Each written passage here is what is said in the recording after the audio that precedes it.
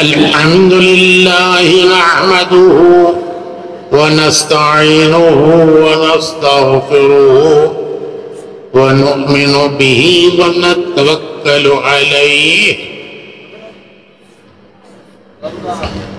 ونعوذ بالله من شرور أنفسنا ومن سيئات أعمالنا ونعوذ بالله من شرور أنفسنا ومن سيئات أعمالنا من يهده الله فلا مضل له ومن يضلله فلا هادي له ونشهد أن لا إله إلا الله وحده لا شريك له ونشهد أن سيدنا ونبينا ومولانا محمدا عبده ورسوله صلى الله عليه وعلى آله وصحبه وبارك وسلم تسليما كثيرا كثيرا اما بعد محترم بھائیوں، بزرگوں اور دوستوں، ایک انسان کی زندگی کی ضرورتیں ہیں، دوسرے اس کی آرزویں اور تمنائیں ہیں، تیسرے زندگی کا مقصد ہے۔ یہ تین چیزیں سمجھنے کی ضرورت ہے، سمجھے بغیر آدمی چلتا ہے۔ یہ تین چیزیں الگ الگ ہیں اور ان کو سمجھنے کی ضرورت ہے۔ ایک زندگی کی ضرورتیں، زندگی کی ضرورتیں مختصر ہیں اور ان کو پورا کرنے کے لیے آج پوری دنیا اپنی جان کھپا رہی ہے کہ ہماری زندگی کی ضرورتیں اچھے سے اچھی پوری، اچھا مکان، اچھا گھر، اچھی گاڑی، اچھا لباس، اچھے کھانے، اچھے کپڑے، ریکارڈ بریک شادی۔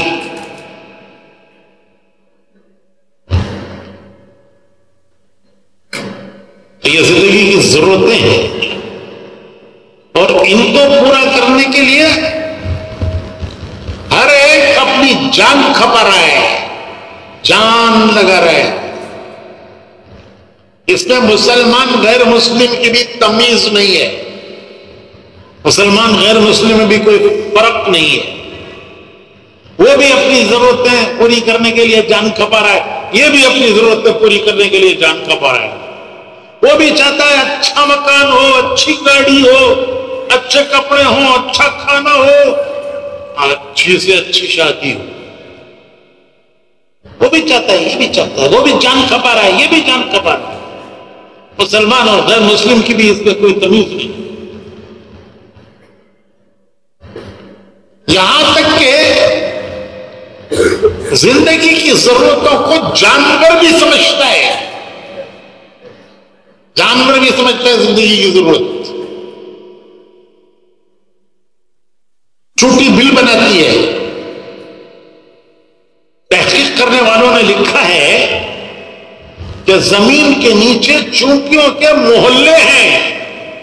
جیسے زمین کے اوپر انسانوں کی بستیاں ہیں، آبادیاں ہیں، محلے ہیں، تو زمین کے نیچے چونٹیوں کی آبادیاں ہیں، محلے ہیں. چونٹی 6 مہینے کا اناج اپنے گھر میں اسٹاک رکھتی ہے، اپنی بل میں. اس کا اناج ہی کتنا ہے، اس کی غذا ہی کتنی ہے، لیکن وہ اپنی 6 مہینے کی غذا اپنے گھر میں اسٹاک رکھتی ہے. گرمیوں میں اوپر آتی ہے، دانا چنتی ہے، اپنی غذا جمع کرتی ہے. بارشوں میں اوپر نہیں آتی، کیونکہ اگر وہ بارش میں اوپر آئے گی تو بہہ جائے گی، ہو جائے گی. پرندے گھونسلے بناتے ہیں، اور وہ ایسے گھونسلے بناتے ہیں کہ گرمی، سردی، دھوپ، بارش، طوفان، آندھی، کوئی اثر نہیں ہوتا ان کے گھونسلوں پر. وہ ان گھونسلوں میں انڈے دیتے ہیں، بچے پیدا کرتے ہیں. ہر پرندہ اپنے گھونسلے میں انڈے دیتا ہے، بچے پیدا کرتے ہیں. تو ضرورتیں تو انسان بھی پورا کر رہا ہے، جانور بھی پورا کر رہا ہے، مسلمان بھی پورا کر رہا ہے، غیر مسلم بھی پورا کر رہا ہے. اس کے لیے جان کھپا رہا ہے. عرب میں ایک چھوٹا لڑکا، 10 سال 12 سال کا لڑکا، اونٹ کی نکیل پکڑ کر لے کے چلتا ہے اسے، اور اونٹ اس کے تابع ہو جاتا ہے، پیچھے پیچھے چلتا ہے. حالانکہ اونٹ کتنا طاقتور جانور ہے، وہ اگر اس بچے کے سر پر منہ مارے تو وہ بچے کا سر پھلی کی طرح پھٹ جائے گا. سے پھلی پھٹتی ہے، وہ ایک لقمہ بن جائے گا اس کا سر، لیکن وہ تابع ہوتا ہے اس بچے کے اور اس کے پیچھے پیچھے چلتا ہے، کیونکہ وہ سمجھتا ہے کہ یہ میرے مالک کا لڑکا ہے. وہ اونٹ سمجھتا ہے کہ یہ جس کے پیچھے میں چل رہا ہوں یہ میرے مالک کا لڑکا ہے، اور میرا مالک میری ضرورتیں پوری کرتا ہے. وہ ہر ایک کے تابع نہیں ہوتا، جو پکڑ کے لے جائے اس کے پیچھے نہیں جاتا. وہ سمجھتا ہے کہ یہ جو لڑکا ہے جس کے پیچھے میں جا رہا ہوں یہ میرے مالک کا نوکر ہے، اور میرا مالک میری ضرورتیں پوری کرتا ہے. اس کے پیچھے اونٹوں کی ایک قطار چلتی ہے، لائن، اونٹوں کی لائن چلتی ہے اس کے پیچھے، کہ سب لوگ اسے فالو کرتے ہیں، پیچھے پیچھے چلتے ہیں، اس کے تابع. وہ سمجھتے ہیں کہ یہ میرے مالک کا لڑکا ہے. تو بھائیوں، زندگی کی ضرورتیں پورا کرنا، زندگی کی ضرورتیں پورا کرنا مسلمان بھی کر رہا ہے، غیر مسلم بھی کر رہا ہے، یہاں تک کہ جانور بھی اپنی زندگی کی ضرورتیں پوری کرتا ہے.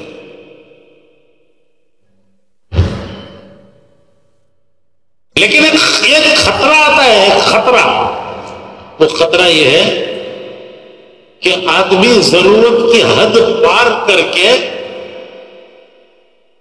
خواہشات میں لگتا ہے کہ میری تمنا پوری ہو، خواہش پوری ہو، تمنا پوری ہو. تو وہ ضرورت تو اللہ سب کی پوری کرتا ہے. ضرورت مختصر ہے، 2 روٹی آدمی کھا لے، تھوڑا سا کھانا کھا لے، اس کے بعد کوئی نعمت آ جائے تو وہ کہتا ہے میں تو کھا چکا. تو 2 روٹی سے ضرورت پوری ہو جاتی ہے. 10 کمرے ہیں گھر میں، 10 بیڈ روم. آدمی ایک رات کتنے بیڈ روموں میں گزارے گا؟ ارے بھائی جس کے گھر میں 10 بیڈ روم ہیں وہ کتنے بیڈ روم میں رات گزارے گا؟ بولو نا بھائی. 10 بیڈ روم میں تھوڑی دیر سوئے گا کہ میرے 10 بیڈ روم ہے سب میں تھوڑی دیر سوؤں گا؟ پھر کیا رات گزری گی اس کی؟ ایک چارپائی پہ پڑ گیا، رات ہو گئی. تو 10 بیڈ روم ضرورت نہیں ہے، یہ خواہش ہے. حضور اکرم صلی اللہ علیہ وسلم کا گھر، پورا گھر ایک روم تھا. حضور کا گھر، پورا گھر صرف ایک روم. اور حضرت عائشہ صدیقہ کسی غریب فقیر کی بیٹی نہیں تھی، وہ مکے کے رئیس اور امیر حضرت ابو بکر کی بیٹی تھی. یہ ان کا گھر ہے، جو ایک کمرے کا گھر، وہی بیڈ روم، وہی کیا وہ کیا بولتی ہے نا نانا، وہی کچن، وہی ڈائننگ، وہی بیڈ روم، وہی سب وہی ایک کمرہ. اس کی میجرمنٹ علماء نے سیرت کی کتابوں میں لکھی ہے کہ وہ 10x15 کا کمرہ تھا. کتنا؟ سرور کائنات، سرور کائنات ان کا گھر. اور ان کی محبوب بیوی حضرت عائشہ، میں نے بتایا تو کسی فقیر کی بیٹی نہیں تھی، وہ مکے کے رئیس امیر کی بیٹی تھی. ان کا گھر 3 قبریں ہیں، 3 مزار ہیں. حضور کا ہے، حضرت ابو بکر کا ہے، حضرت عمر کا ہے، چوتھے کی جگہ اس گھر میں نہیں ہے.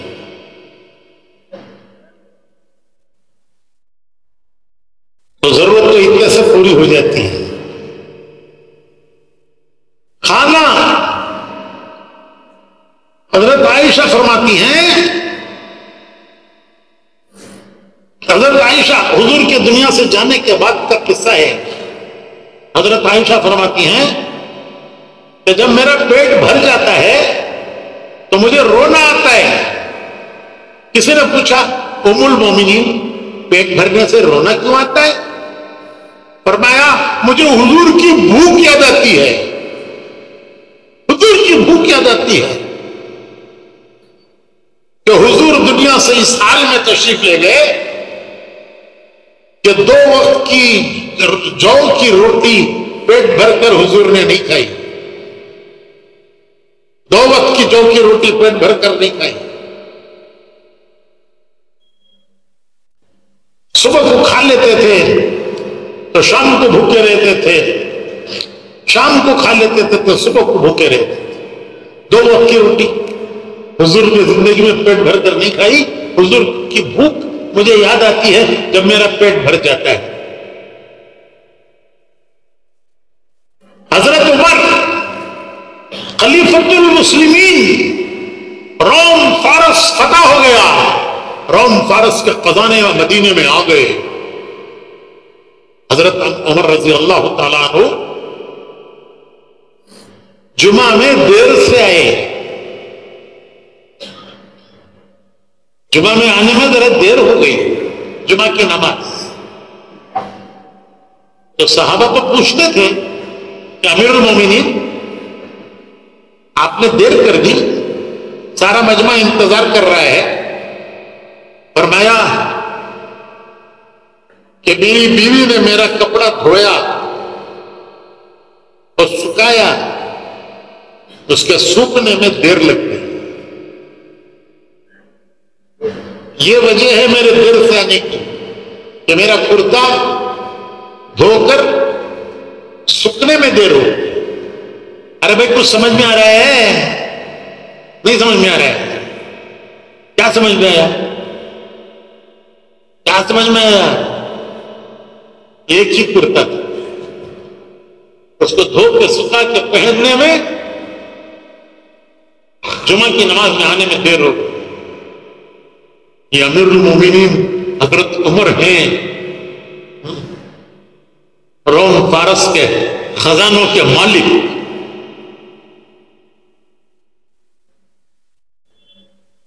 تو بھائیوں ضرورتیں تو تھوڑی سی ہیں، لیکن آدمی پریشان جب ہوتا ہے جب وہ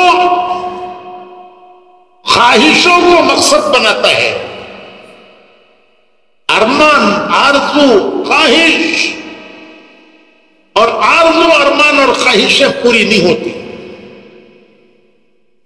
آج تک دنیا میں کوئی آدمی ایسا نہیں آیا کہ جس کے آرزو، اس کے ارمان اور اس کی خواہشیں پوری ہوگی۔ کیا ہے؟ آرزویں، ارمان، خواہشیں، آج تک دنیا میں کوئی آدمی ایسا نہیں آیا کہ جس کے آرزو پورے ہو گئے ہوں، ارمان پورے ہو گئے ہوں، خواہشیں پوری ہو گئی ہوں۔ کیونکہ دنیا آرزو کے پورا کرنے کی جگہ ہی نہیں ہے، ارمان پورا کرنے کی جگہ نہیں ہے۔ اللہ نے یہ دنیا آرزو اور ارمان پورا کرنے کے لیے نہیں بنائی۔ حضور فرماتے ہیں کہ آدمی کی ہوس اسے دو جنگل سونے کے مل جائیں تو تیسرے کی طلب کرے گا۔ دو جنگل سونے کی کیا کرے گا؟ کھا کے مرے گا سونا۔ لیکن ہوس، حضور فرماتے ہیں کہ انسان کی ہوس جب اس کی میت قبر میں رکھی جائے گی اور اس کا پیٹ پھٹے گا، قبر کی مٹی پیٹ میں جائے گی، تب اس کی ہوس پوری ہوگی۔ اس کی ہوس کو قبر کی مٹی پوری کرے گی۔ تو اللہ تعالیٰ نے دنیا کو آرزوؤں اور ارمانوں کے پورا کرنے کے لیے نہیں بنایا۔ کسی کی آرزویں اور ارمان آج تک پورے نہیں ہوئے۔ سکندر بادشاہ مشہور ہے، تاریخ کا مشہور بادشاہ سکندر، اس کی تمنا تھی دنیا فتح کرنا، کہ میں دنیا فتح کروں۔ چنانچہ وہ دنیا فتح کرنے کی تیاری سے چلا۔ اس کا گاؤں میکسیڈونیا یورپ میں ہے، اردو میں اسے مقدونیہ کہتے ہیں، وہاں کا رہنے والا تھا۔ وہاں سے چلا، اللہ کا شکر ہے کہ پورے یورپ میں اب تبلیغ کا کام ہو رہا ہے۔ ابھی چند مہینے پہلے سکندر کے گاؤں میں میکسیڈونیا میں یورپ کا اجتماع ہوا تھا۔ جیسے یہ آپ کا مسجد وار جماعتوں کا جوڑ ہے، کولار ضلع کا ملباگل کے جی بنگار پیٹ، چنتامنی، سلگٹا، تو وہاں پورے یورپ میں جو تبلیغ کا کام ہو رہا ہے تو ہر جگہ کے ذمہ دار لوگ اس طرح جوڑ میں جمع ہوئے۔ France, England, Germany, Italy, Switzerland, Finland, جو پورا یورپ 32 ملک یورپ کے وہ میکسیڈونیا میں جمع ہوئے، سکندر کے شہر میں۔ تو اللہ نے تبلیغ کے کام کو یورپ میں پہنچا دیا ہے۔ تو وہاں سے یہ چلا سکندر، اس کی تمنا اور آرزو کی دنیا فتح کرنا، تو ہندوستان تک پہنچا۔ اور یورپ سے ہندوستان اس زمانے میں نہیں، وہ زمانہ گھوڑوں پر سفر ہوتا تھا، تو کوئی معمولی نہیں ہے اتنا لمبا سفر کرنا۔ یہاں پہنچ کر اس کی فوج تھک گئی اور فوج کہنے لگی کہ اب ہمیں گاؤں یاد آتا ہے، وطن یاد آتا ہے، ہم واپس جانا چاہتے ہیں۔ تو جب فوج واپس جانے پر بیٹھ گئی ہے تو اکیلا سکندر کیا کرتا؟ تو وہ بھی مجبور ہو کر واپس لوٹا. تو پہلی تمنا اور آرزو پوری ہوئی نہیں ہوئی؟ ارے بھائی کچھ تو بولو، کیا تھی پوری تمنا؟ دنیا فتح کرنا. تو ہندوستان بھی پورا نہیں فتح کر سکتا. فوج واپس، تھک گئی فوج. تو جب فوج واپس ہوئی، سکندر بھی واپس ہوا. راستے میں موت آئی، وطن پہنچنے سے پہلے موت آئی.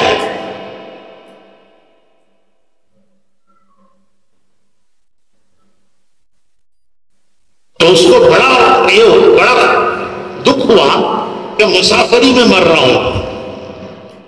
اس نے وہ چاہتا تھا کہ وطن جا کے مر جاؤں. سفر میں مسافری میں مر رہا ہوں.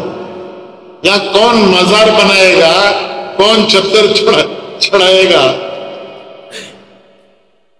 تو اس نے فوج میں اعلان کیا کہ ارے ہے کوئی جو مجھے اتنے دنوں کی زندگی دے دے کہ میں وطن جا کے مر جاؤں. اس کی فوج میں بڑے بڑے حکیم تھے، وہ خود پڑھا لکھا تھا، ارسطو اس کا استاد تھا، بڑے حکیم تھے اس کی فوج میں. اس نے اعلان کروایا کہ ارے ہے کوئی مجھے اتنے دنوں کی میں جانتا ہوں کہ مرنا ہے ایک دن، اس سے کوئی بچ نہیں سکتا، لیکن میں وطن جا کے مرنا چاہتا ہوں. کوئی ہے جو مجھے اتنے دنوں کی زندگی دے دے کہ میں وطن جا کے مر جاؤں. اگر کوئی اتنا کر لے تو میں اسے میرا پورا خزانہ دینے کے لیے تیار ہوں، میری پوری دولت دینے کے لیے تیار ہوں. اس کی دولت کوئی معمولی دولت نہیں تھی. بڑی بڑی فوجوں کو شکست دی، بڑے بڑے بادشاہوں کے خزانے اس کی ملک میں آ گئے. پتہ نہیں کتنے بادشاہوں کے خزانوں کا وہ مالک بنا. وہ کہتا ہے یہ سب لے لو، یہ سب لے لو، اتنی مہلت کسی طرح سے مجھے دے دو کہ میں وطن جا کے مر جاؤں. لیکن کوئی نہ کر سکا. وہاں موت آ گئی اس کی. اور جب موت قریب آ گئی تو وہ سمجھ گیا آثار، موت کے آثار ہر ایک کی سمجھ میں آ جاتے ہیں. موت جب آتی ہے تو آثار سب کے سمجھ میں آ جاتے ہیں، لیکن وقت گزر جاتا ہے. تو وہ کہنے لگا کہ جب میں مر جاؤں تو میرے دونوں ہاتھ میرے کفن کے باہر رکھنا. اس کے درباریوں نے پوچھا کہ ایسی عجیب وصیت تو کسی نے بھی نہیں کی، آپ کیوں کر رہے ہیں؟ وہ کہنے لگا کہ دنیا دیکھ لے کہ اتنا بڑا دنیا فتح کرنے والا وہ دنیا سے کیا لے جا رہا ہے. جس نے دنیا فتح کی، بادشاہوں کے خزانوں کا مالک بنا، وہ دنیا سے کیا لے جا رہا ہے؟ دنیا عبرت لے، کیا لے جا رہا ہے؟ تو اردو شاعر کہتا ہے کہ لایا تھا کیا سکندر، لایا تھا کیا سکندر، دنیا سے لے گیا کیا، کہ دونوں ہاتھ خالی باہر کفن سے نکلے. جب سکندر دنیا میں آیا کیا لایا؟ خالی ہاتھ آیا. اور جب بادشاہوں کے خزانے فتح کر کے دنیا سے گیا کیا لے گیا؟ خالی ہاتھ گیا. لایا تھا کیا سکندر، دنیا سے لے گیا کیا، تھے دونوں ہاتھ خالی باہر کفن سے نکلے. میرے بھائیوں، یہ ایک قصہ نہیں، ہر انسان کا قصہ ہے. کسی کا بڑا ہے، کسی کا چھوٹا ہے، لیکن سب کا قصہ یہی ہے کہ آرزو ارمان دنیا میں کسی کے پورے ہوتے نہیں. دنیا آرزوں اور ارمانوں کے پورا کرنے کی جگہ اللہ نے نہیں بنائی. پھر کس لیے بنائی ہے؟ پھر کس لیے بنائی ہے دنیا؟ اللہ تعالیٰ خود کہتے ہیں قرآن کریم میں، أَفَحَسِبْتُمْ أَنَّمَا خَلَقْنَاكُمْ عَبَثًا وَأَنَّكُمْ إِلَيْنَا لَا تُرْجَعُونَ. کیا تمہارا خیال ہے کہ میں نے تم کو بغیر مقصد کے پیدا کیا ہے؟ قرآن کریم میں أَفَحَسِبْتُمْ أَنَّمَا خَلَقْنَاكُمْ عَبَثًا وَأَنَّكُمْ إِلَيْنَا لَا تُرْجَعُونَ. کیا تمہارا خیال ہے کہ میں نے تمہیں بغیر مقصد کے پیدا کیا ہے؟ عبث کہتے ہیں عربی میں بے مقصد چیز. تو تم کوئی بے مقصد چیز ہو اور بے مقصد دنیا میں آئے ہو اور تم میرے پاس واپس آنے والے نہیں ہو. نہیں، ایک مقصد کے لیے پیدا کیا. وہ مقصد کیا ہے بھائیو؟ دنیا میں ہر انسان امتحان دینے کے لیے آیا ہے. دنیا دارالامتحان ہے. دارالامتحان اس کا نام ہے. دنیا کا دارالامتحان، یہ امتحان کا گھر ہے. اور ہر انسان کو اللہ اس کا امتحان لینے کے لیے بھیجتا ہے. اچھوں کا بھی امتحان لیتا ہے، بروں کا بھی امتحان لیتا ہے، نیک لوگوں کا بھی امتحان لیتا ہے، گناہ گاروں کا بھی امتحان لیتا ہے. ہر شخص کا امتحان ہے. جو دنیا میں جس حال میں ہے وہ حال اس کا امتحان ہے. نبیوں کا حضرت ابراہیم خلیل اللہ نے ان کو اپنا دوست پکارا. فرشتوں سے اللہ کہتا ہے کہ زمین پر میرا دوست ابراہیم، زمین پر میرا دوست کون؟ فرشتوں سے اللہ کہہ رہا ہے. لیکن ان کو بھی امتحانات سے گزارا. تو دنیا دارالامتحان جہاں ہر آدمی امتحان سے گزرتا ہے. کبھی خوشیاں دے کر امتحان لیتے ہیں، کبھی غم دے کر امتحان لیتے ہیں، کبھی صحت دے کر امتحان لیتے ہیں، کبھی بیماریاں دے کر امتحان لیتے ہیں، کبھی حالات اچھے بنا کر امتحان لیتے ہیں، کبھی حالات بگاڑ کر امتحان لیتے ہیں.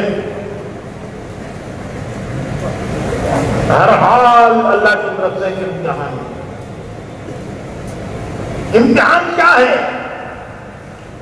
امتحان یہ ہے کہ یہ کس حال میں کیا کرتا ہے، کس حال میں کیا کرتا ہے.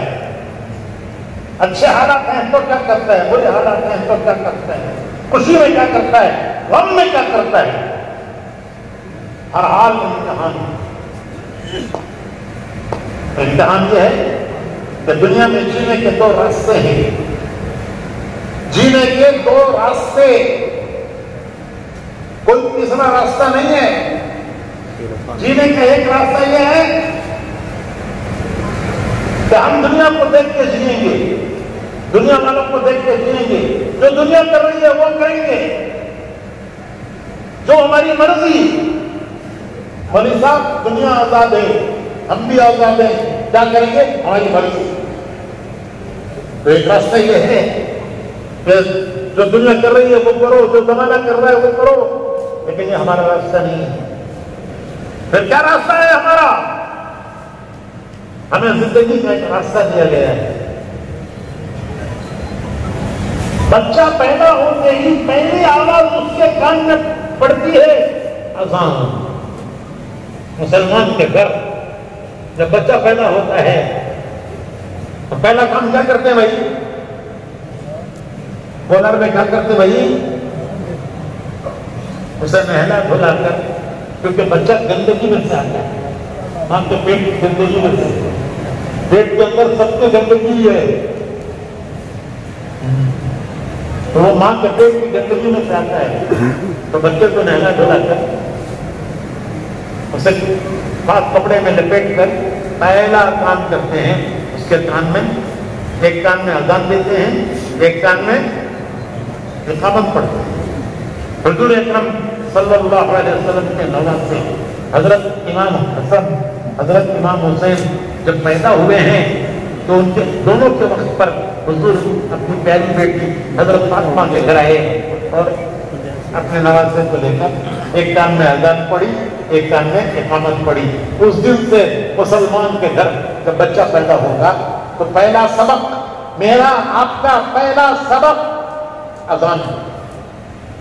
اور اذان کوئی معمولی چیز نہیں ہے، زندگی کا دستور ہے کہ بھئی ہماری انجمن کا دستور ہمارے گاؤں کا دستور، ہمارے خاندان کا دستور، مسلمان کے زندگی گزارنے کا دستور ہے اذان، کہ سب سے پہلا کام کہ اللہ بڑے ہیں، تو دنیا میں آیا ہے تجھے اللہ کو بڑا مان کر، اس کے حکم کو بڑا مان کر اس کی زندگی گزارے۔ سب کچھ طاقت وہ کسی کے ہاتھ میں ہے، وہ کسی کے ساتھ ہو جائے کامیاب، وہ کسی کے خلاف ہو جائے ناکام۔ کامیابی ناکامی، عزت ذلت سب اللہ کے ہاتھ میں ہے۔ وہ چاہے گا تو کامیاب، وہ نہیں چاہے گا ناکام۔ کیسے پتہ چلے کہ اللہ خوش ہے یا ناراض ہے؟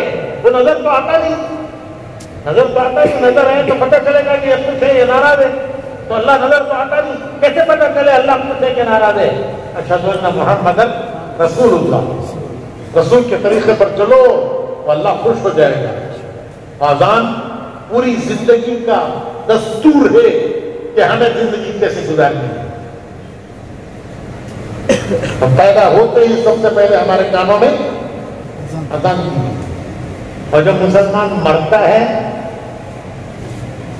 تو آخری کیا کام کرتے ہیں؟ ارے بولو بھائی، آخری کام نماز، پھر اسے نہلا دھلا کر، کیونکہ جیسے پیدا ہونے پر گندا پیدا ہوتا ہے، موت کے وقت پر بھی اس کا حال خراب ہو جاتا ہے، موت کی سختی اور تکلیف آدمی کا حال خراب کر دیتا ہے، پھر اسے نہلا کر اسے کفن پہنا کر مسجد میں لاتے ہیں۔ اب وہ اپنی نماز خود نہیں پڑھ سکتا، اس کی نماز ہم پڑھیں، نماز اس کی پڑھ کر ہم، جنازے کی نماز خود دعا ہے۔ جنازے کی نماز میں جو دعا پڑھی جاتی ہے، اللہم اغفر لحینا ومیتنا، یہ نماز یہ جو دعا ہے وہ سب جماعتوں میں نکل کے سیکھی جاتی ہے۔ یہ جو دعا ہے یہ میت کے لیے بھی دعا ہے، زندوں کے لیے بھی دعا ہے۔ اللہم اغفر لحینا، اے اللہ معاف کر دے، کسے؟ ہم زندوں کو بھی معاف کر اور اس میت کو بھی معاف کر۔ اللہم اغفر لحینا ومیتنا، ہم کو بھی معاف کر، ہم زندوں کو اور اس میت کو بھی معاف کر۔ تو مسلمان کی زندگی شروع ہوتی ہے اذان سے اور ختم ہوتی ہے نماز سے۔ مسلمان کی زندگی کا شروع اذان ہے اور اس کا ختم نماز۔ ایک مرتبہ حضور اکرم صلی اللہ علیہ وسلم غمزدہ تھے، حضرت جبرائیل آئے اور عرض کیا کہ حضور اللہ پاک فرما رہے ہیں کہ میرے نبی کیوں غمزدہ ہیں، حالانکہ اللہ جانتے ہیں کہ نبی کیوں غمزدہ ہیں، لیکن تسلی دینے کے لیے، دلاسا دینے کے لیے۔ تو حضور نے فرمایا کہ جبرائیل مجھے اپنی امت کا فکر ہے کہ آخرت میں میری امت کا کیا ہوگا۔ تو حضرت جبرائیل حضور کو لے کر ایک قبرستان میں گئے، ایک قبر پر مارا کہ اللہ کے حکم سے اٹھ، وہ میت کھڑی ہوئی، خوش چہرہ پر، بشاش خوش، اور وہ کہہ رہا ہے اشہد ان لا الہ الا اللہ واشہد ان محمد، خوش ہے۔ حضرت جبرائیل نے فرمایا واپس چلا گیا، تو چلا گیا خبر میں، پھر دوسری خبر پر گئے، وہاں پر مارا کہ اللہ کے حکم سے اٹھ، وہ میت کھڑی ہوئی، حیران پریشان اور کہہ رہا ہے ہائے میری تباہی، ہائے میری بربادی، ہائے میری تباہی، میری بربادی۔ تو حضرت جبرائیل نے فرمایا واپس خبر میں چلا جاؤ۔ پھر فرمایا حضور سے کہ اللہ کے رسول، یہ جس حالت میں جیئیں گے اسی حال میں مریں گے، اور جس حال میں مریں گے کل قیامت میں خبروں سے اسی حال میں اٹھائے جائیں گے۔ جس حال میں جیئیں گے اس حال میں مریں گے، اور جس حال میں مریں گے قیامت میں اس حال میں اٹھائے جائیں گے۔ حضرت عمر رضی اللہ تعالی عنہ فرماتے ہیں، کون ہے حضرت عمر؟ حضور نے فرمایا کہ اگر میرے بعد کوئی نبی ہوتا تو عمر اس قابل تھے کہ نبی بنتے، لیکن چونکہ میرے بعد نبوت نہیں ہے اس لیے یہ نبی نہیں ہے۔ تو حضرت عمر فرماتے ہیں کہ اسلام پر مرنے کی تمنا ہے تو اسلام پر جینا سیکھو۔ حضرت عمر فرماتے ہیں، حضرت عمر جن کے بارے میں حضور نے فرمایا کہ میرے بعد نبی ہوتے تو یہ ہوتے، تو حضرت عمر فرماتے ہیں کہ اسلام پر مرنے کی تمنا ہے تو اسلام پر جینا سیکھو۔ مسلمان جذباتی ہے، جذبات میں آ کے کہتا ہے دین پر جان دے دیں گے، اسلام پر جان قربان کر دیں گے۔ ارے بھائی، جان قربان کرنا تو بہت دور کی بات ہے، پہلے اسلام پر جینا سیکھو۔ یہ کوئی مرغی کی جان نہیں ہے ذبح کر کے کھا جاؤ۔ حضرت عمر کہتے ہیں کہ اسلام پر مرنے کی تمنا ہے تو کیا کرو، اسلام پر جینا سیکھو۔ تو بھائیو، یہی ہے تبلیغ، یہی ہے تبلیغ کہ دو باتیں زندگی میں آ جائیں، ہم بندے ہیں اللہ کے، امتی ہیں رسول اللہ صلی اللہ علیہ وسلم کے، بندے اللہ کے، حکم دیکھیں گے اللہ کا۔ بندہ کہتے ہیں، کس کو کہتے ہیں بندہ؟ کس کو کہتے ہیں بندہ؟ بندہ کہتے ہیں ماننے والا، ماننے والا۔ نہیں ماننے والے کو کہتے ہیں باغی۔ باپ کی بات بیٹا نہ مانے تو باپ غصے میں آ کے بولتا ہے باغی میرا بیٹا جی، کرو کرتے سو کام کرتا نہیں، نہ کو کرو کرتے سو کام کرتا ہے، باغی میرا بیٹا۔ باغی بچہ کہتے ماننے والا، نہ ماننے والے کہتے باغ۔ تو ہم بندے ہیں، بندے کس کے؟ ارے جس کی مانتا ہے اس کا بندہ، دنیا کے مانے تو دنیا کا بندہ، زمانے کی مانے تو زمانے کا بندہ، حالات کی مانے تو حالات کا بندہ۔ جورو کی مانیا تو وہ نہیں بولتا میں، انسلٹ ہو جاتی ہے۔ جس کی مانے اس کا بندہ۔ ہم کس کے بندے؟ ایک کے بندے۔ کس کے بندے؟ جمعہ کے خطبے میں عام طور پر خطیب صاحبان قرآن کی ایک آیت پڑھتے ہیں، اس کی طرف خیال نہیں جاتا، توجہ نہیں ہوتی، لیکن عام طور پر جمعہ کے خطبے میں خطیب صاحبان ایک آیت پڑھتے ہیں، وَإِذَا سَأَلَكَ عِبَادِي وَإِذَا سَأَلَكَ عِبَادِي عَنِّي فَإِنِّي قَرِيبٌ أُجِيبُ دَعْوَةَ الدَّاعِ إِذَا دَعَانِ فَلْيَسْتَجِيبُوا لِي وَلْيُؤْمِنُوا بِي لَعَلَّهُمْ يَرْشُدُونَ۔ اللہ تعالیٰ اپنے پیارے رسول سے کہتا ہے، اپنے پیارے نبی سے اللہ کہتا ہے کہ اے میرے پیارے نبی، اگر میرے بندے آپ سے پوچھیں کہ ہمارا اللہ کہاں ہے، یہ اللہ پاک اپنے پیارے نبی سے کہہ رہا ہے کہ میرے پیارے نبی، اگر میرے بندے آپ سے پوچھیں کہ ہمارا اللہ کہاں ہے، وہ اللہ جس کے سامنے ہم ہاتھ باندھ کے کھڑے ہوتے ہیں، وہ اللہ جس کے سامنے ہم ماتھا ٹیکتے ہیں، ناک رگڑتے ہیں، ہاتھ پھیلا کر دعائیں مانگتے ہیں، دامن پسارتے ہیں، وہ اللہ کہاں ہے؟ اللہ تعالیٰ اپنے پیارے رسول سے کہتا ہے کہ آپ کہہ دیجئے کہ وَإِذَا سَأَلَكَ عِبَادِي عَنِّي، میرے بارے میں اگر پوچھیں کہتے فَإِنِّي قریب، فَإِنِّي قریب، وہ تمہارے قریب ہے، تمہارے قریب ہے۔ کتنا قریب ہے؟ وَنَحْنُ أَقْرَبُ إِلَيْهِ مِنْ حَبْلِ الْوَرِيدِ، یہ جو رگ، جان کی رگ ہے، اس سے زیادہ قریب تمہارا اللہ ہے۔ یعنی کیا مطلب کہ جان جتنی تمہاری جان تمہارے قریب ہے، اس سے زیادہ تمہارا اللہ تمہارے قریب ہے۔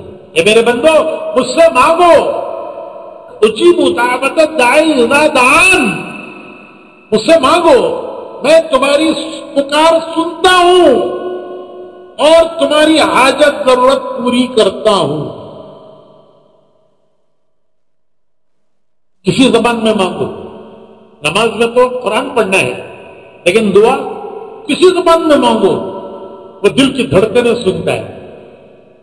اللہ تعالیٰ کہتے ہیں میرے بندو مجھ سے مانگو، میں تمہاری سنتا ہوں اور تمہاری پکار سنتا ہوں، تمہاری حاجت ضرورت پوری کرتا ہوں. لیکن ایک بات یہ ہے کہ کبھی دعا جلد قبول ہوتی ہے، کبھی دعا دیر سے قبول ہوتی ہے. کبھی یہ خیال نہیں ہونا چاہیے کہ ہماری اللہ سنتا نہیں ہے. بعض مرتبہ لوگ کہتے ہیں کہاں جی سنتا ہے ہماری اللہ، ہماری کہاں جی سنتا ہے اللہ. یہ بالکل غلط ہے. کس نے کہا آپ سے کہ اللہ آپ کی نہیں سنتا؟ کسی نے کس قرآن میں ہے، حدیث میں ہے، کہاں ہے؟ کس نے کہہ دیا کہ اللہ آپ کی نہیں سنتا؟ حضور فرماتے ہیں کہ ہر فرض نماز کے بعد ایک دعا قبول ہوتی ہے. فرض نماز پڑھی، اب ایک دعا مانگو. ہر فرض نماز، حدیث شریف میں ہے کہ ہر فرض نماز کے بعد بندے کی ایک دعا اللہ قبول کرتا ہے. ہاں بعض مرتبہ جلدی قبول ہوتی ہے، بعض مرتبہ دیر سے قبول ہوتی ہے. موسیٰ علیہ السلام، ہارون علیہ السلام دونوں نبی ہیں. دونوں نے مل کر اللہ سے دعا مانگی کہ اے اللہ یہ فرعون بڑا ظالم ہے، اس کے ظلم کی حد ہو گئی اور اس کے ہدایت پر آنے کی کوئی امید نہیں ہے. ہم نے بہت کوشش کی، اب تو اپنی پکڑ کا ہاتھ ڈال دے. ماؤں کی گودوں میں وہ بچوں کو ذبح کرتا تھا. کہ بچے کیا ماں کی گود میں بچے کو ذبح کرتا. تو موسیٰ علیہ السلام، ہارون علیہ السلام دونوں نے مل کر دعا مانگی کہ اللہ تو اس کے اوپر عبرت کا ہاتھ ڈال. جواب آیا، نبی ہیں دونوں، نبی ہیں. جواب آیا ہم نے تمہاری سن لی اور اب ہمارا فیصلہ آئے گا، ان کو ہم پکڑیں گے. علماء نے لکھا ہے کہ دعا کے قبول ہونے کے 40 سال کے بعد فرعون سمندر میں ڈوبا ہے. کتنے سال کے بعد؟ کتنے سال کے بعد بھائی؟ اور ہم مسجد جہاں کے 2 رکعت نماز پڑھ کر منہ پر ہاتھ پھیر کر پیچھے مڑ کے دیکھتے ہیں مدد آنے کی اللہ کی، اور کچھ بھی نہیں ہوا تو کہتے ہیں نہیں جی ہماری کہاں کی سنتا. تو یہ کبھی مسلمان کو خیال نہیں ہونا چاہیے کہ اللہ ہماری نہیں سنتا. ہاں وہ ہماری مصلحت اور حکمت دیکھتا ہے. کبھی جلدی قبول ہوتی ہے، کبھی دیر سے قبول ہوتی ہے، لیکن کبھی رد نہیں ہوتی. دعا کبھی رد نہیں ہوتی. حدیث میں آتا ہے کہ دنیا میں اگر نہ ملا تو اللہ یاد دلا دلا کر قیامت میں اس کا بدلے چکائے گا. تو میرے بھائیوں، پہلا کام ہے بندے بننا. پہلا کام ہے کس کے بندے؟ کس کے بندے؟ ایک کے بندے. یہ ہے لا الہ الا اللہ. بندے اللہ کے، حکم دیکھیں گے اللہ کا. امتی رسول اللہ کے صلی اللہ علیہ وسلم طریقہ دیکھیں گے. رسول خوشی میں، غم میں، جوانی میں، بڑھاپے میں، شادی میں، میت میں، حالات اچھے ہیں تو اور بگڑے ہیں تو ہم ہر حال میں حضور کے پیچھے ہیں. اس کا نام ہے مسلمان. جسے کہتے ہیں مسلمان. ارے ہر آدمی کا ایک نام ہے، اس کا ایک کام ہے. ڈاکٹر نام ہے، کام کیا ہے؟ مریض کو دیکھنا، علاج کرنا، دوا دینا. لائر نام ہے، کام کیا ہے؟ کورٹ پہ جانا، کیس لڑنا. انجینئر نام ہے، کام کیا ہے؟ گھر بنانا، ڈیم بنانا، روڈ بنانا، نقشہ بنانا. ہمارا نام ہے، کیا نام ہے؟ ارے بولو بھائی. ایک اپنا اپنا نام ہے جو ہمارے ماں باپ نے رکھا ہے، لیکن ہم سب کا ایک نام کیا ہے؟ یہ کس نے رکھا؟ کس نے رکھا؟ اللہ نے رکھا۔ قرآن کریم میں ہے ملت ابیکم ابراہیم ہوا سماکم المسلمین، یہ تمہارا دین، یہی دین حضرت ابراہیم کا تھا، تمہیں کوئی نیا دین نہیں دیا گیا ہے، حضرت ابراہیم کا دین یہی تھا جو تمہارا ہے۔ ملت ابیکم ابراہیم، ملت ابراہیمی، ملت ابراہیمی، یہ ملت ابراہیمی ہے، اور امت محمدی ہے۔ ملت ابراہیمی اور امت محمدی صلی اللہ علیہ وسلم۔ اللہ پاک کہتے ہیں کہ اللہ نے تمہارا نام رکھا مسلمان، اور خلیل اللہ نے پکارا مسلمان۔ نام تو اللہ نے رکھا، پکارا خلیل اللہ۔ تو میرے بھائیو، اتنا پیارا نام، کام کیا ہے؟ کام کچھ بھی نہیں ہے، نہیں، ایک زندگی ہے، ایک راستہ ہے۔ ہم نے قلبے میں عہد کیا ہے، اللہ سے عہد کیا ہے کہ تو ہمارا مالک ہے، ہم تیرے بندے ہیں۔ کیا مانے بندے کے؟ کہ ہم حکم دیکھیں گے اللہ کا، اور طریقہ دیکھیں گے، اس پر چلنے والے کا نام ہے مسلمان، کہ جو حکم اللہ کا دیکھے، طریقہ رسول کا۔ دوسری بات میں مختصر کرتا ہوں، پہلی بات تفصیل سے ہوگی، اب میں دوسری بات مختصر کرتا ہوں۔ دوسری بات، پہلی بات کا خلاصہ یہ ہے کہ ہمیں راستے پر آنا ہے، یہ ہمارا راستہ ہے، ہمیں راستے پر آنا ہے۔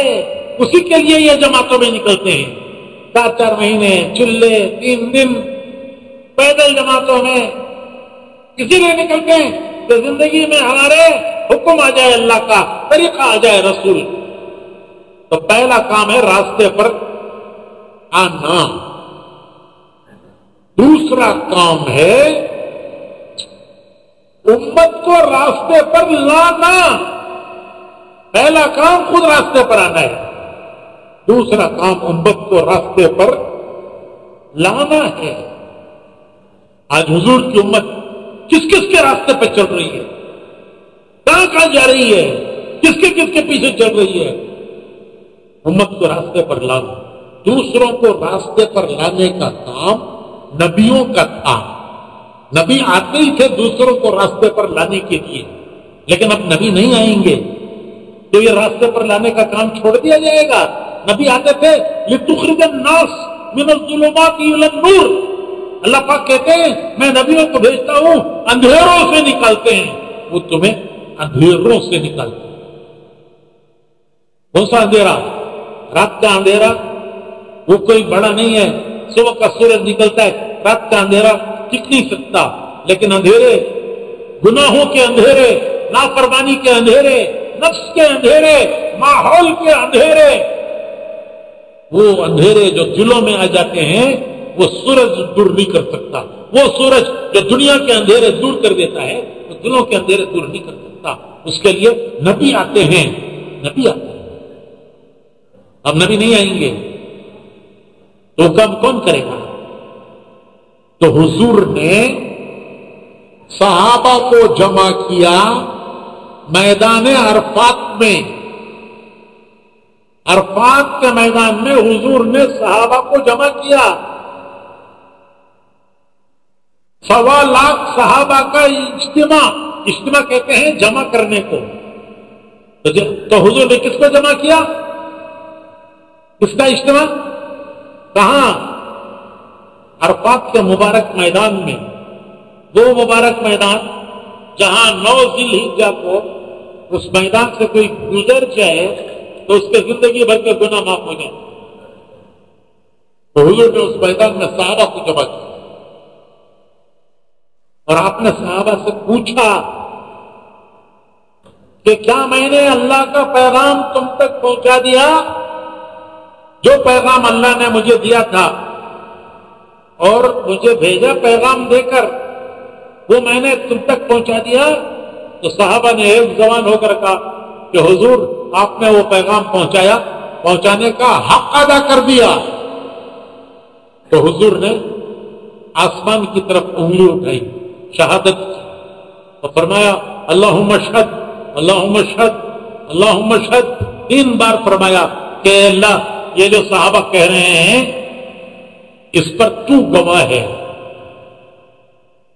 پھر فرمایا کہ میں نے تم تک پہنچایا ہے، آگے پہنچانا تمہارا کام ہے۔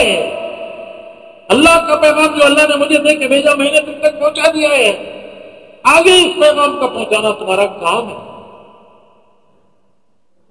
امام مالک رحمت اللہ علیہ 4 ائمہ میں ہیں، امام ابو حنیفہ، امام شافعی، امام مالک، امام احمد بن حنبل۔ امام مالک مدینہ منورہ میں پیدا ہوئے، زندگی وہیں گزری، بقی میں دفن ہوئے، بڑے امام ہیں۔ وہ فرماتے ہیں کہ میں نے مکہ مدینے میں صحابہ کی خبروں کی نشانیاں تلاش کی، مجھے 10,000 ملے، 1.25 لاکھ تھے حضور کے اس میدان میں اجتماع میں، 1.25 لاکھ تھے۔ امام مالک کہتے ہیں کہ خبروں میں کی نشانیاں مجھے 10,000 کی ملی، کتنے باقی رہے؟ 1 لاکھ کہاں گئے؟ کہاں گئے؟ وہ دنیا میں پھیل گئے۔ کیوں پھیلے؟ اللہ کا پیغام لے کے گئے، ملک مال کے لیے نہیں گئے، وہ اللہ کا پیغام لے کے گئے، دنیا میں پھیل گئے۔ ہم ترکی گئے، ترکی میں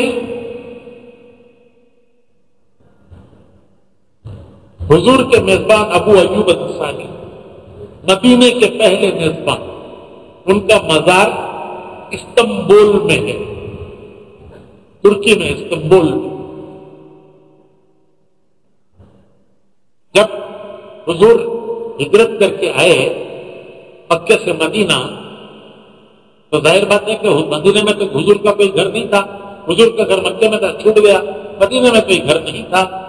اب وہ کسی کے گھر ٹھہریں گے تو مدینے کا کون خوش نصیب ہوگا جس کی تمنا نہیں ہوگی کہ حضور میرے گھر ٹھہرے؟ تو ہر ایک کہتا تھا حضور میرے گھر ٹھہرے۔ تو حضور نے فرمایا کہ میری اونٹنی کو چھوڑ دو، وہ جہاں جا کے بیٹھ جائے گی میں اس کے گھر ٹھہروں گا، یہ اللہ کی طرف سے اشارہ ہوگا۔ چنانچہ حضور کی اونٹنی چلتے چلتے آ کر بیٹھی حضرت ابو ایوب انصاری کے گھر پر۔ حضور ان کے گھر پر 7 مہینے ٹھہرے۔ کتنے مہینے؟ 7 مہینے۔ 7 مہینوں کے دوران مسجد نبوی بنی، حضور کے لیے حجرہ بنا۔ 7 مہینوں کے بعد حضور وہاں سے اپنے حجرے میں منتقل ہوئے۔ یہ مدینے کے سب سے پہلے حضور کے میزبان جب کو یہ خوش نصیبی ملی، وہ کہاں ہے؟ استنبول۔ استنبول ایک ایسا شہر ہے کہ اس کا کچھ حصہ یورپ میں ہے، کچھ حصہ ایشیا میں ہے، دونوں میں ملتا ہے وہ شہر۔ تو ایک کنارہ تھا ایشیا کا، آج بھی دور ہے، اس زمانے میں تو بہت دور تھا۔ تو جماعت جا رہی تھی ترکی۔ ابو ایوب انصاری بولے میں بھی جاتا ہوں۔ ان کے بیٹے بولے ابا آپ تو بوڑھے ہو گئے، اللہ نے آپ کو معذور کہا ہے، ہم جاتے ہیں آپ کی طرف سے۔ تو حضرت ابو ایوب بولے کہ نہیں تم بھی جاؤ، میں بھی جاتا ہوں۔ چنانچہ وہ گئے، ترکی جا کے بیمار ہوئے۔ ان کی بیمارداری کے لیے امیر صاحب آئے۔ امیر صاحب کو اندازہ ہو گیا کہ یہ دنیا سے جا رہے ہیں۔ خود ابو ایوب انصاری کو بھی اندازہ ہو گیا کہ میرے جانے کا وقت آ گیا ہے۔ تو امیر صاحب پوچھتے ہیں کہ اے صحابی رسول، اے صحابی رسول، آپ کی کوئی آخری تمنا آرزو؟ میں پوری کرنے کے لیے تیار ہوں۔ کیا کہتے ہیں ابو ایوب انصاری؟ کہتے ہیں کہ جب میرا انتقال ہو جائے تو میری میت کو بھی لے کے چلو اللہ کے راستے میں، جو تمہاری منزل ہو مجھے وہاں دفن کرنا۔ ان کی یہ ساری بات خبر پر جو پتھر لگا ہوا ہے وہ پتھر پہ لکھی ہوئی ہے، پتھر پہ۔ تو انتقال ہو گیا، وصیت کے مطابق لے کے چلے، منزل تھی استنبول، وہاں پہنچ کر قلعے کی دیوار کے نیچے دفن کی۔ یہ ان کی قربانیاں تھی کہ دنیا میں دین پھیلا، ہدایت کی۔ وہ اپنا کام کر گئے، وہ اپنا کام کر گئے۔ کیا ہمارے ذمہ کچھ نہیں ہے؟ ہمارے ذمہ کچھ ہے نہیں ہے؟ وہ قربانیاں دے گئے، وہ اپنا کام کر گئے۔ اس کی برکت سے آج ہم کلمہ پڑھ رہے ہیں، اس کی برکت ہے ہم کلمہ پڑھ رہے ہیں۔ آج پورا ترکی مسلمان ہے، ابو ایوب انصاری کی قربانی کہ پورا ملک مسلمان۔ پہلے ہمارے ہاں لوگ مسلمانوں کو ترکرو بولتے تھے، سنی کیا کہتے ہمیں سب ترکی سے ہی کہ ترک کے معنی مسلمان، ترک کے معنی مسلمان۔ تو بھائیو وہ اپنی قربانیاں دے گئے، ہمارے ذمہ کیا ہے؟ کچھ نہیں ہے۔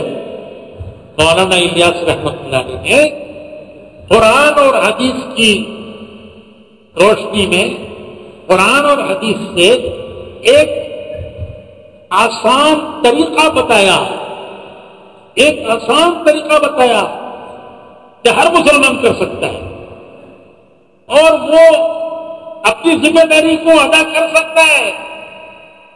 وہ طریقہ کیا بتایا کہ تم اپنے وقت کے 10 حصے کرو، جان مال کے 10 حصے کرو۔ ادھر دیکھو بھائی، نگاہ جان شیطان کا تیر ہے، نہ جان جاتی ہے نگاہ، وہاں آدمی کا خیال بھی چلا جاتا ہے۔ تو مولانا الیاس صاحب رحمت اللہ علیہ نے ایک آسان نسخہ دیا امت کو کہ اپنی جان مال کے 10 حصے کرو۔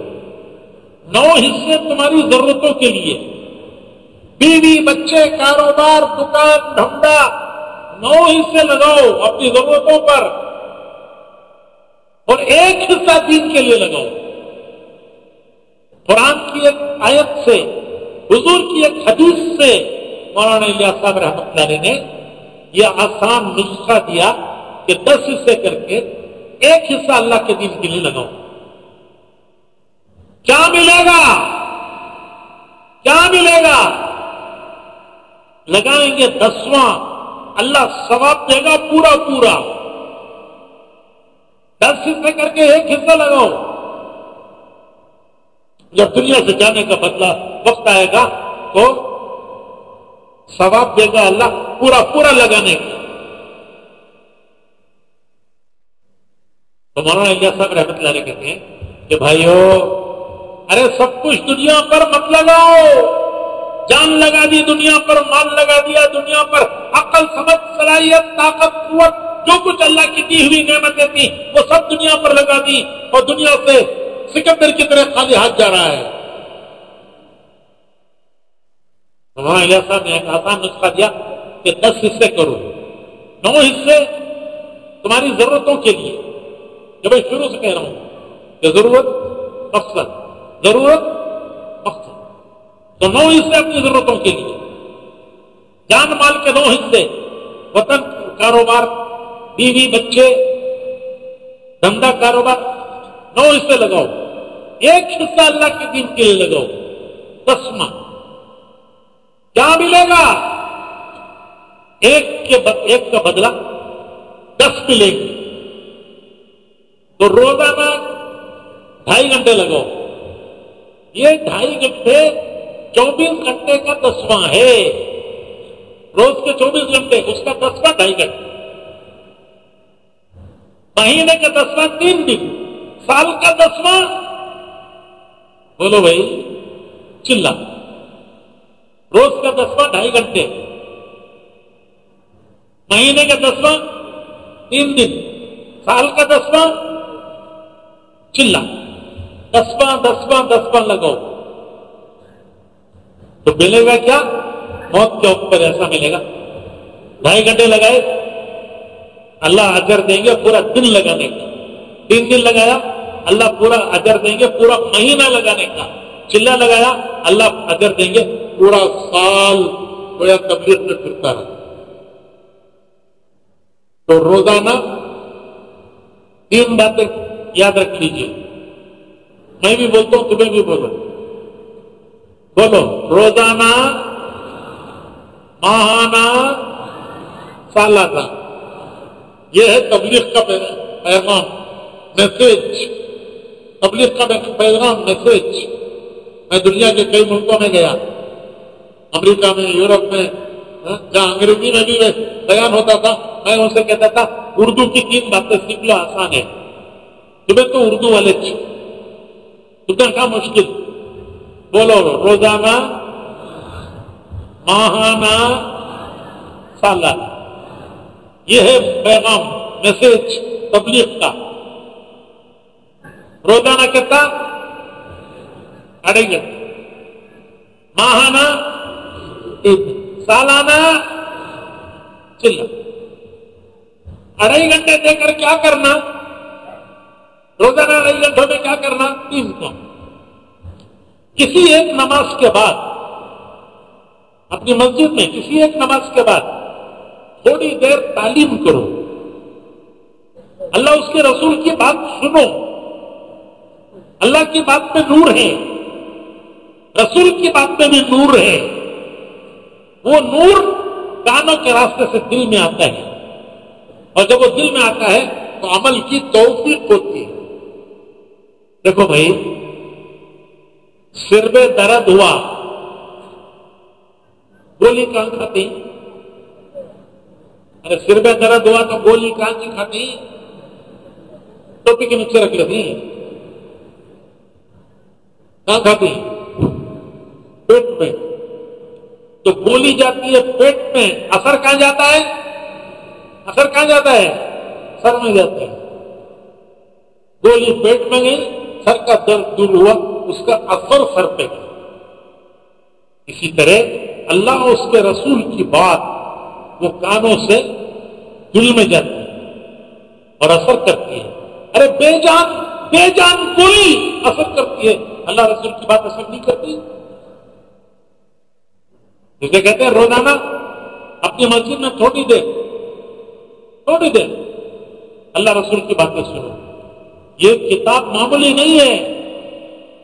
اس کے جمع کرنے والے، یہ حدیثیں جمع کرنے والے، انہوں نے 47 سال علماء کو پڑھایا ہے. جو مدرسوں سے فارغ ہو کے علماء جاتے ہیں، جس کو دورے کا سال کہتے ہیں، انہوں نے 47 سال پڑھایا ہے علماء کو، جنہوں نے ایک کتاب جمع کی. اور 80 پر 4 کتابوں سے یہ حدیثیں جمع کی. وہ 80 پر 4 کتابیں پرانے زمانے کے بزرگوں کی کتابیں ہیں حدیث کی. وہ 80 پر 4 کتابیں پورا کرناٹک ڈھونڈنے کو بھی ملتے نہیں. وہ تو حدیث شیخ الحدیث تھے، 47 سال علماء کو پڑھایا. تو اس زمانے کی کتابوں سے انہوں نے 84 کتابوں سے ڈھونڈ کر وہ ہیرے موتی جواہر اس کتاب میں جمع کیے. کیا ہے اس میں؟ کہ کون سے عمل سے اللہ خوش ہوتا ہے، اس کا کیا فائدہ دنیا میں، کیا آخرت میں. کون سے عمل سے اللہ ناراض ہوتا ہے، کیا نقصان اس کا دنیا میں، کیا نقصان آخرت میں. قرآن سے بھی جمع کیا، حدیث سے بھی جمع کیا. اس کو کسی ایک نماز کے بعد تھوڑی دیر سنو، اس کی تاثیر ہوگی، اس کا اثر ہوگا. اس جیسے میں نے بتایا گولی کا اثر ہوتا ہے، بے جان گولی، کیپسول. اس کو گھر میں بھی پڑھو، بیوی بچوں میں. حدیث میں آتا ہے کہ جس گھر میں نماز، قرآن، تعلیم، تلاوت ہوتی ہے، فرشتوں کو دعوت دیتے ہیں، آؤ جی آؤ، یہاں ہماری خوراک تقسیم ہو رہی ہے، غذا تقسیم ہو رہی ہے اس گھر میں ہمارے. حدیث میں آتا ہے کہ فرشتوں کو بلاتے ہیں، آؤ جی آؤ، یہاں کھانا بھی ہے، رات کا ٹھکانا بھی ہے. تو فرشتے آ جاتے ہیں. فرشتے نور ہیں، روشنی آئی، جتنا اجالا آیا تو رات کا اندھیرا گیا، تو نور ہیں فرشتے، وہ اندر آ جاتے ہیں۔ شیاطین اندھیرا وہ ٹک نہیں سکتے، گھروں سے نکل جاتے ہیں۔ اور جس گھر میں یہ اعمال نہیں ہے تو حدیث میں آتا ہے کہ فرشتے فرشتوں سے کہتے ہیں کہ چلو جی چلو یہاں سے، چلو جی چلو یہاں سے، یہاں ہمارے لیے نہ کھانا ہے نہ رات کا ٹھکانا ہے۔ فرشتے گئے، لائٹ گیا تو کیا آتا ہے؟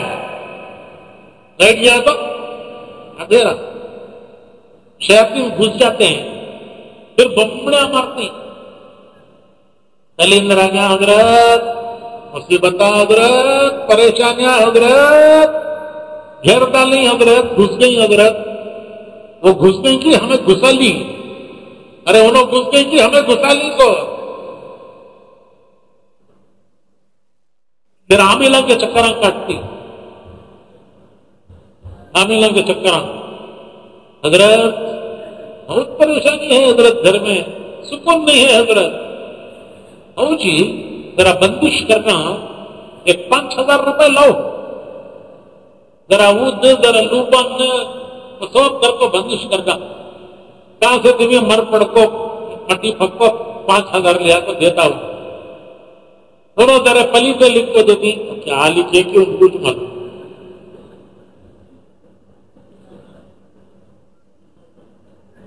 ذرا بچہ دیتی انہیں لاکھوں چلا کو ذرا روز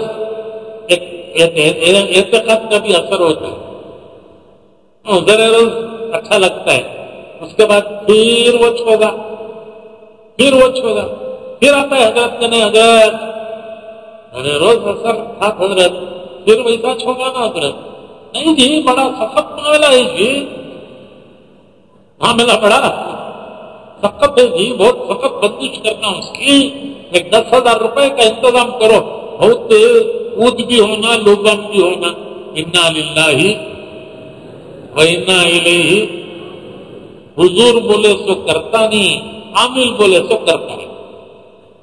ارے اللہ کے رسول بول رہے ہیں کہ تیرے گھر کے بلائے مصیبتیں دور ہو جائیں گی، گھر میں قرآن تلاوت نماز تعلیم کر، وہ کرنے کے لیے تیار نہیں، اور جو عامل بول رہا وہ کر رہا ہے۔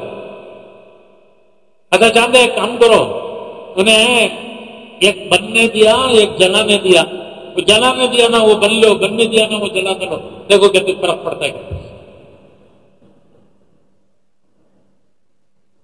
اس کے لیے بھائیوں اپنے گھر کی عورتوں کو بھی 3 جماعت میں لے جاؤ، ایک بار کرو، تجربہ کر کے دیکھو، ساری دنیا فائدہ اٹھا رہی ہے، دنیا فائدہ اٹھا رہی ہے، دنیا فائدہ اٹھا رہی ہے۔ یہ تبلیغ کا کام ہندوستان سے چلا، یہاں سے چلا، آج دنیا فائدہ اٹھا رہی ہے۔ تو بھائیوں ایک بات اپنی عورتوں کو بھی زبان میں لے کے جاؤ، بیوی کو، ماں کو، بہن کو، پھر دیکھو تمہارے گھر میں کیسے تبدیلی آتی ہے، کیسے تمہارے گھر میں دینداری آتی ہے۔ 3 دن جاؤ، 10 دن جاؤ، 2 مہینے 3 مہینے مردوں کے ساتھ جاؤ، 1 مہینہ عورتوں کے ساتھ، اپنے گھر کی عورتوں کو لے کے جاؤ، پھر دیکھو تمہارے گھر میں کیسے ایک دینی ماحول بنتا ہے، دینی فضا بنتی ہے۔ پھر انشاءاللہ آنے والے بچے یہ دیندار بنیں گے، دین کے داعی بنیں گے۔ اگر گھر میں دین ہوگا تو گھر کے بچے دیندار بنیں گے، دین کے داعی بنیں گے، اور اگر گھر میں بے دینی ہوگی تو قیامت میں یہ بچے ہمارا دامن پکڑیں گے کہ اللہ انہوں نے دنیا کی ہماری فکر کی، ہماری آخرت کی فکر نہیں۔ بچہ ماں کا اثر لیتا ہے۔ دنیا میں میں بہت ملکوں میں پھرا ہوں، ہر جگہ مدر ٹنگ ہے، کہیں فادر ٹنگ نہیں ہے۔ دنیا میں بہت ملکوں میں پھرا ہوں، کسی ملک میں فادر ٹنگ نہیں ہے، ہر جگہ کیا ہے؟ مادری زبان کے تیسری زبان۔ ارے کون سی زبان جی؟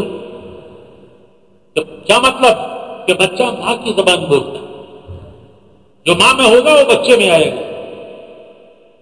حضرت امام حسن اور حضرت امام حسین رضوان اللہ تعالی علیہم اجمعین، ان میں وہ آیا جو حضرت فاطمہ میں تھا، حضرت فاطمہ سے آیا۔ بڑے بڑے بزرگ، ان کی تاریخ دیکھو تو ان کو ان کی ماؤں سے ملا ہے۔ حضرت شیخ عبد القادر جیلانی رحمت اللہ علیہ، وہ بتاتے ہیں کہ مجھے میری ماں سے ملا۔ تو اس کے لیے بھائیوں اپنی عورتوں کو لے جاؤ جماعت میں۔ آج اللہ کا شکر ہے، اللہ کا شکر ہے کہ ہماری جماعتیں دنیا کے ملکوں میں جا رہی ہیں اور اللہ ان سے کام لے رہا ہے۔ دنیا کے ملکوں میں گھروں کے اندر تبدیلی آ رہی ہے، دین آ رہا ہے۔ تو بچوں میں دین آنا، یہ بچے دیندار بننا، دین کے داعی بننا، اس کے لیے ماؤں میں دین آنا، گھر کے ماحول میں دین آنا، ورنہ یہ بچے کل قیامت میں ہمارا دامن پکڑیں گے۔ اور اس کے لیے ایک بات یہ بھی ہے کہ اپنی مسجدوں میں مکتب قائم کرو، بچوں کو قرآن سکھاؤ، دین سکھاؤ۔ وہ بچے اسکول جائیں، 1 گھنٹہ اسکول کے پہلے یا بعد، جو بھی سہولت کا وقت ہے، اسکول کے پہلے یا بعد 1 گھنٹہ مسجد میں آ کر وہ قرآن سیکھیں، دین سیکھیں۔ اس کا انتظام کرو۔ مسجد کی جماعت ماں باپ کو سمجھا کر بچوں کو مسجد میں لائے، اور مسجد والے اپنی مسجد میں بچوں کے لیے 1 گھنٹے کے مکتب کا انتظام کرو۔ ایک کام ہے تعلیم، دوسرا کام ہے مشورہ۔ کسی ایک نماز کے بعد بیٹھ کر سوچو تھوڑی دیر کے لیے کہ اللہ کے دین کے لیے میں کیا کر سکتا ہوں، مجھے کیا کرنا چاہیے، میں کیا کر سکتا ہوں۔ دنیا کی فکروں سے ہمارے دل دماغ بھر گئے ہیں، دین کی فکروں میں تھوڑی دیر بیٹھنا۔ حدیث میں آتا ہے خوش نصیب اور وہ اللہ کا بندہ جو خیر کا ذریعہ بنتا ہے، خوش نصیب۔ تو یہ مشورہ انشاءاللہ تھوڑی دیر کے لیے بیٹھ کر یہ سوچو کہ میں دین کے کام کے لیے کیا کر سکتا ہوں، مجھے کیا کرنا چاہیے۔ ارے کچھ نہیں کر سکتے، کرنے والوں کے ساتھ ہو جاؤ۔ کچھ نہیں کر سکتے، کرنے والوں کے ساتھ ہو جاؤ۔ اللہ ان کو جو دے گا تمہیں بھی دے گا۔ اللہ کے ہاں ایسا نہیں ہے امیر صاحب کو 50%، امیر صاحب کو 50%، متکلم کو 25%۔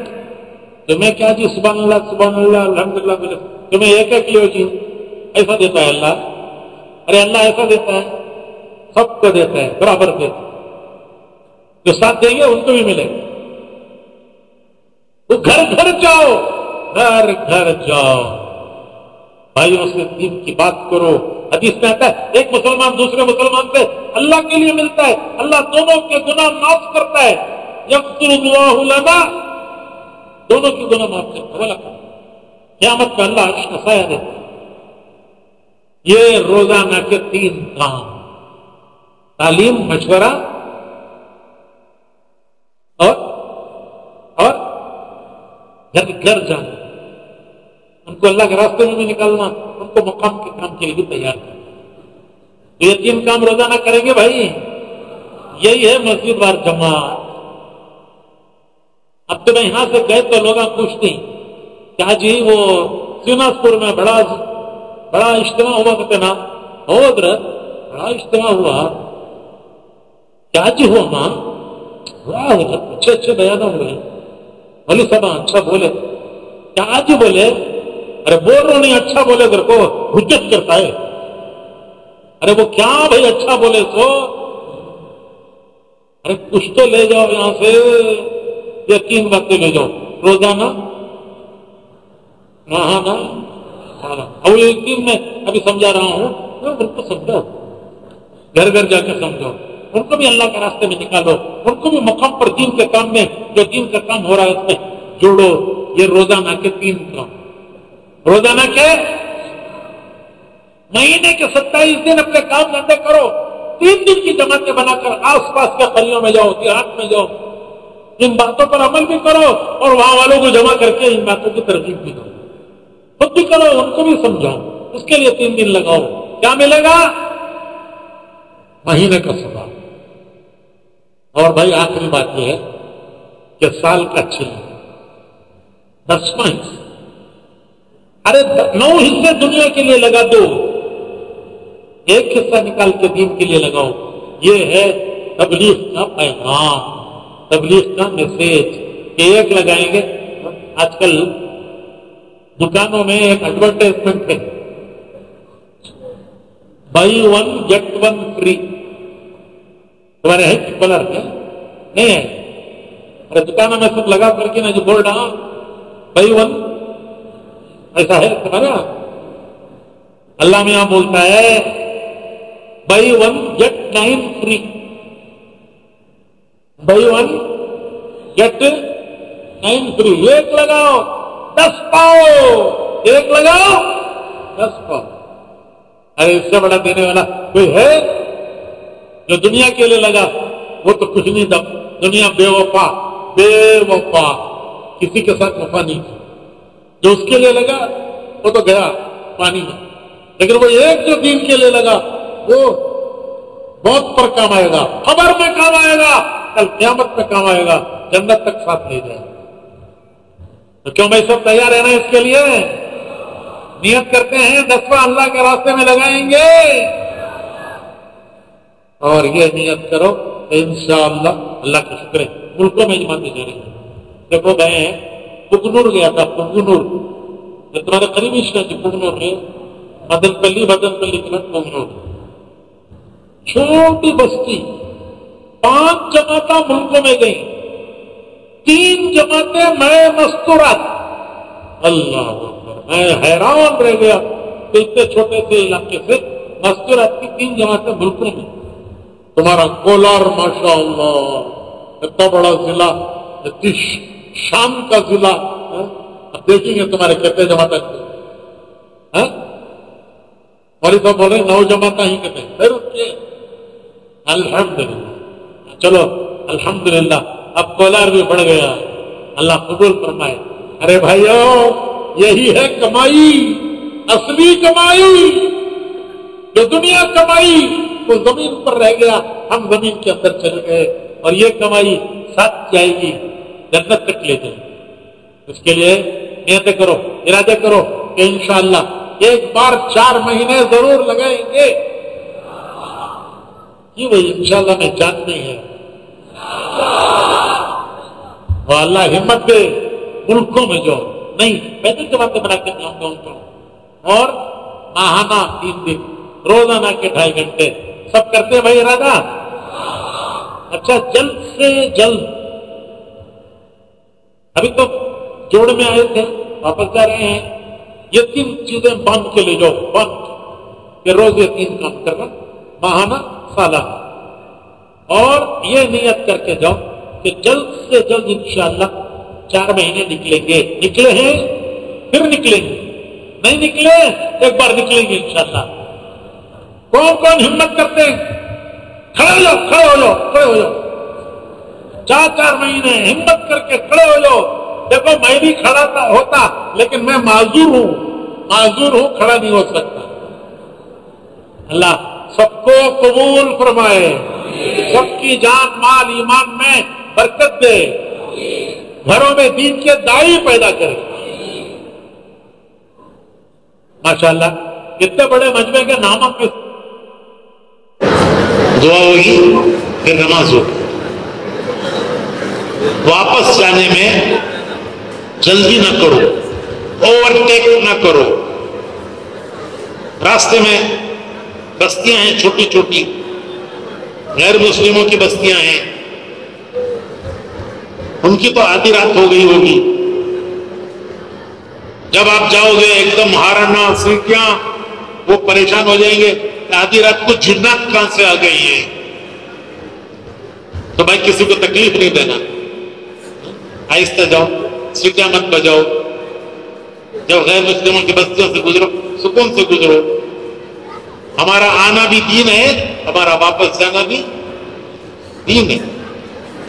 تو سکون کے ساتھ جانا، اوور ٹیک نہیں کرنا، سیٹیاں نہیں بجانا، ایکسیلیٹر پورا پھراؤ کو، بہت پھرائے تو ہاتھ کو آ جاتا ہے. آہستہ آہستہ جاؤ، جتنا بھی وقت لگے گا یہ اللہ کے راستے میں ہی لگے گا، گھر جانے تک بھی اللہ کا ہی راستہ ہے. ٹھیک ہے بھائی، انشاءاللہ درود شریف پڑھو، درود شریف پڑھو.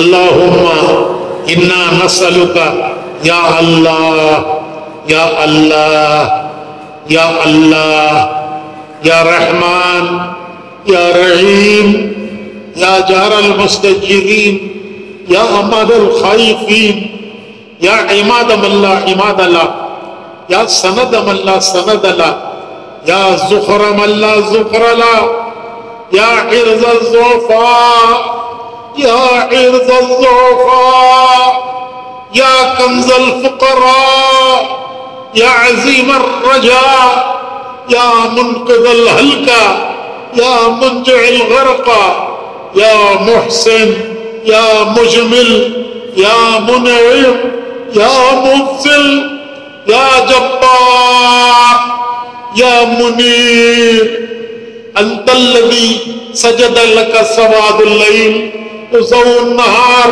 وشعاع الشمس ونور القمر وخفیق الشجر ودبی الماء یا سریق المستسرقین ومنتهي العائزين والمفرج عن المكروبين والمربح عن المغمومين ومجيب دعاء المضطرين يا كاشف الكرب يا إله العالمين منزول بك كل حاجة منزول بك كل حاجة منزول بك كل حاجة. اے اللہ ہمارے گناہوں کو معاف فرما، ہماری خطایا سے درگزر فرما، چھوٹے گناہوں کو بھی معاف فرما، بڑے گناہوں کو بھی معاف فرما، جو جان بوجھ کر کیے انہیں بھی معاف فرما، جو انجانے سے ہوئے انہیں بھی معاف فرما. اے اللہ تیرے کمزور بندے ہیں، تیرے ضعیف بندے ہیں، تیرے عاجز بندے ہیں، تیرے ناتواں بندے ہیں. کبھی نفس نے بہکایا، کبھی شیطان نے بہکایا، کبھی ماحول کے بہاؤ میں ہم آ گئے، نفس اور شیطان کے بہکاوے میں آ کر، ماحول کے بہاؤ میں آ کر ہم نے تیرے حکم توڑے ہیں، تیرے نبی کے طریقے چھوڑے ہیں، سرتا پیر قصوروار ہیں، ہمارا بال بال قطع کار ہے، رواں رواں مجرم ہے. تیری بارگاہ میں آئے ہیں، تو نے معافی مانگنے کا حکم دیا ہے، تو نے معاف کرنے کا وعدہ فرمایا ہے، تیرے حکم پر تجھ سے معافی مانگتے ہیں، تیرے وعدے کا یقین کرتے ہیں.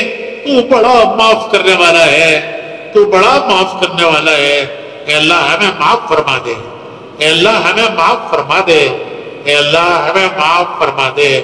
تو ہم سے راضی ہو جا، تو ہم سے راضی ہو جا، ہمیں اپنے سے راضی کر دے، تو ہمارا بن جا، ہمیں اپنا بنا لے. تیری ناراضگی سے ہم تیری پناہ چاہتے ہیں، تیری ناراضگی سے ہم تیری پناہ چاہتے ہیں. جس نے تیری پناہ چاہی اس نے بہت بڑی پناہ چاہی، جو تیری پناہ میں آ گیا وہ بہت بڑی پناہ میں آ گیا. کہ اللہ تو ہمیں اپنی پناہ میں لے دے، اپنے اپنے وقت پر اس نے خاتمہ نصیب فرما. اے اللہ سوء خاتمہ سے ہماری حفاظت فرما. اے اللہ ہمیں ان خوش نصیب بندوں میں سے بنا جو دنیا میں خیر کا ذریعہ بنتے ہیں، ہدایت کا ذریعہ بنتے ہیں، دین کے پھیلنے کا ذریعہ بنتے ہیں. تو ہمیں بھی ہدایت دے، ہمیں اوروں کی بھی ہدایت کا ذریعہ بنا. تو ہمیں بھی دین پر چلا، اوروں کے بھی دین پر آنے کا ذریعہ بنا. اے اللہ ان خوش نصیبوں میں سے بنا، ان خوش نصیبوں میں سے بنا جن سے تو دین کا کام لیا کرتا ہے، جن سے تو دنیا میں خیر پھیلایا کرتا ہے. اے اللہ ہمیں ان بد نصیبوں میں سے نہ بنا.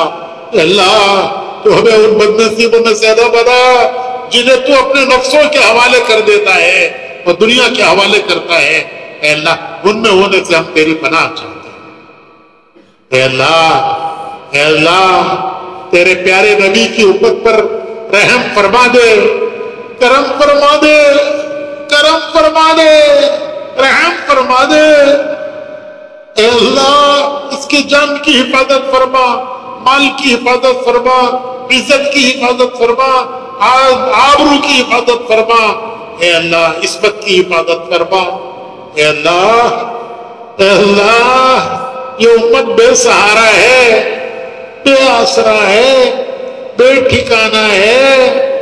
تو نے فرمایا ہے کہ جس کا کوئی آسرا نہیں میں آسرا ہوں، جس کا کوئی ٹھکانہ نہیں میں ٹھکانہ ہوں، جس کا کوئی ماما بھیا نہیں میں ماما بھیا ہوں۔